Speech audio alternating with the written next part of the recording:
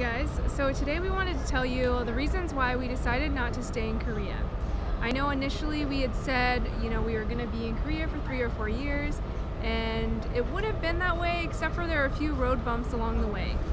If you guys have been watching our channel, then you know that adapting and adjusting to Korea is a beast of its own, but then realizing that your family's busy and there's just a lot of other contributing factors really played a role into why we decided to leave. One of the reasons why we are leaving Korea is because that we decided that we really wanted to do some world traveling.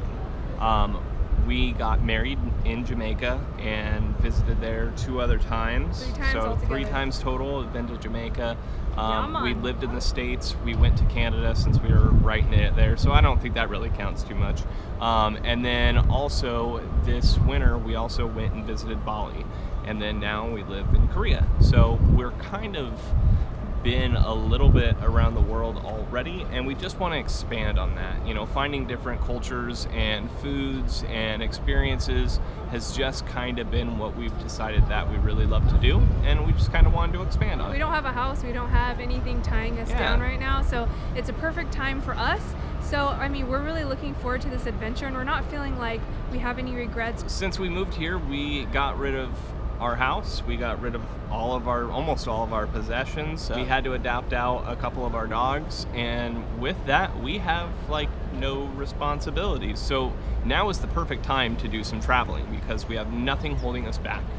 Yeah, this is actually an interest and kind of a hobby thing that we've really developed over the years being together. I have never taught before, so even though I taught one class, a huge passion of human resources, I really did enjoy parts of it, but I realized it's not really something I want to do long term. I did it for a year, and along the lines I was also a career development center manager. I did a lot of program development, and I worked in a corporate Korean environment, and let's just say that was very hard for me to adapt to, and a very hierarchical system. Every day was the same. I started counting down the moment I walked through the elevator in my office. So just living the same life over and over again made us realize we want to go and pursue, more of the world before we really have to, settle down. Plus she had some interns that she always hung out with, and they just get treated like dirt. Anyways, it wasn't the ideal. It was the ideal situation to be in Korea. I didn't have to teach English. It was perfect. It was great. One of the biggest reasons why we're leaving, and one of the biggest reasons why we moved here, was to get closer to Amanda's family and to the culture. Now, the timing that we had coming here, I think might have been not amazing. Right when we moved here, Amanda's little sister got married. Now, with Korean culture, the wife is obligated to go to the husband's family for holidays. Right. So she's also in the military as an officer, and she's gotten promoted several times this year, so she's always on call, she's always busy. The only time she has off is during the holidays, and then she goes to her husband's family's house. So we almost never get to see her. Right. And a lot of times, I just realized that everyone has their own lives. They're moving on just like us, and since we've been here, we wanted to connect, but we've really only seen my family a handful of times. And sometimes I do feel like we had some breakthroughs, but really not that much with my twin. And now that I know she's getting married, it's going to be the same story. She'll be obligated to go to her new husband's family's house for all the occasions, and that will leave Eric and I somewhere in the middle of nowhere. And we also feel like, personally, it's just really burdensome on our family. A lot of times we'll get together, and if we don't have a translator, then really we don't really feel like we can offer much. We can't really communicate that much. Yeah, it's really difficult. We have to communicate through Google silence. Translate or sit in silence. We feel like a burden, and we feel like timing-wise, we're very happy for my siblings to be happy and being married, and we want them to enjoy their lives, but at the same time, we don't want to just feel like we're a burden to the family, and it does seem like that. Just sitting on awkward silence. So one thing that was really hard is the person in the family that has the best English is Amanda's twin. And last year, she was telling us all about how You know, she always was wondering how having a twin would be, and she, you know, missed Amanda, and it seemed great. And then when we moved here, I think the first month or so, we had a visit where they came to our house in Daejeon, and we didn't know where to take them for lunch because we were just eating at food courts. We had no experience with where to go in Daejeon. And so culture-wise, we made some really bad moves. We didn't have food ready for them at the house when they arrived. We didn't have a place to go. And Amanda's twin was very, very upset with us. And I still think she hasn't gotten over it, so whenever we message her to want to hang out in Seoul or anything, she almost never responds, or responds very late, like the next day, 2 days after we've already been and gone. So that's another reason why it's very hard, because we would love to spend more time with Amanda's mom, but without her sister to translate, it makes it super, super difficult. And with Amanda's mom's head surgeries and stuff, it gives her lots of stress and starts to hurt her head, which we don't want to do. Yeah, the coordination to having my sisters come to Daejeon, they've only come once, and for my younger sister being in the military, she actually has to get special permission anytime she leaves Seoul. So that's really a challenge to get the family together, getting permission, and also because of her most recent promotion, she's on call all the time.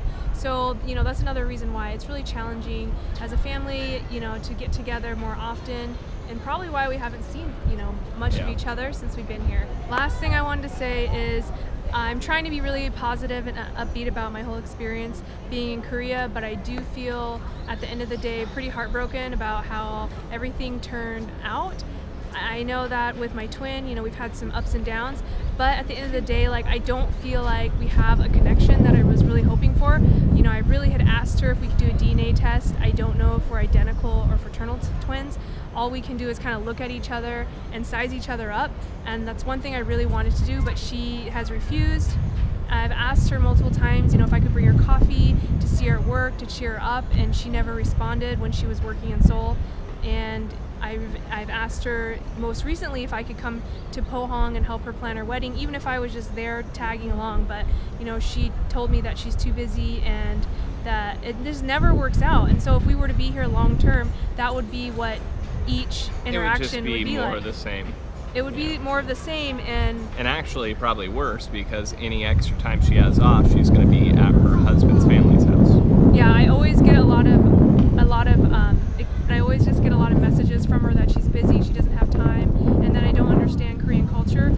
So it's just another, I think, turning point that made me realize timing-wise is probably really hard for us because I don't speak the language, and you know, maybe if I had spent more time studying Korean, it would have been a better overall reunion that I had hoped for. But I think I definitely want to do some soul searching while we travel and try to see things in a better light, in a different perspective, learning more about other cultures. I came to Korea to try to find out more about myself, my identity, and I really feel like I have done that. I mean, I've seen Korea through so many different lenses, and I really realized that I've had the most amazing time here and I have no regrets whatsoever. At the same time, you know, I don't expect my family to drop everything, but it would have been nice looking back, maybe if I gotten a text message, you know, sometime when Eric and I were trying to get settled, to ask us how we were doing. And really, you know, communicating with my family has been really hard, challenging, and I think to me, I feel like a pit in my stomach when we're invited to see them, because I do feel like we are a burden, and I don't want to feel that way any further. I feel like it's time to move on, and we have a bond with the family that we can never be taken away. It's very special.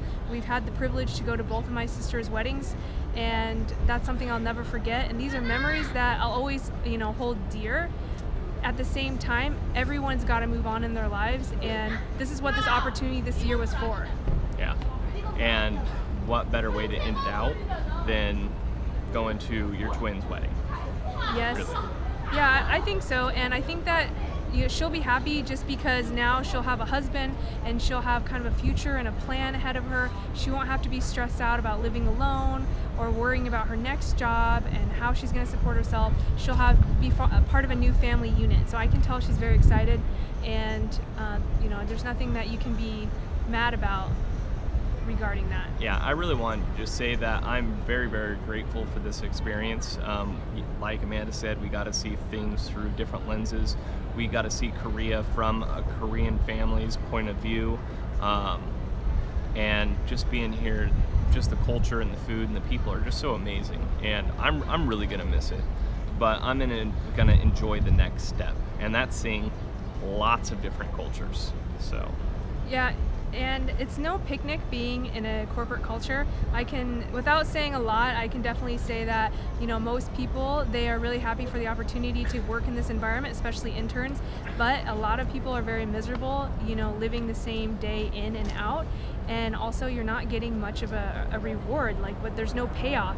You know, you're doing the same thing, and everything is really mandated and dictated for what you should be doing at every minute. I felt very monitored, very micromanaged a lot of my work, even though I had the efficiency to do a lot of different programs on my own. I had to get permission for everything, and it was really hard no to recognition. There's no recognition at all. Yeah.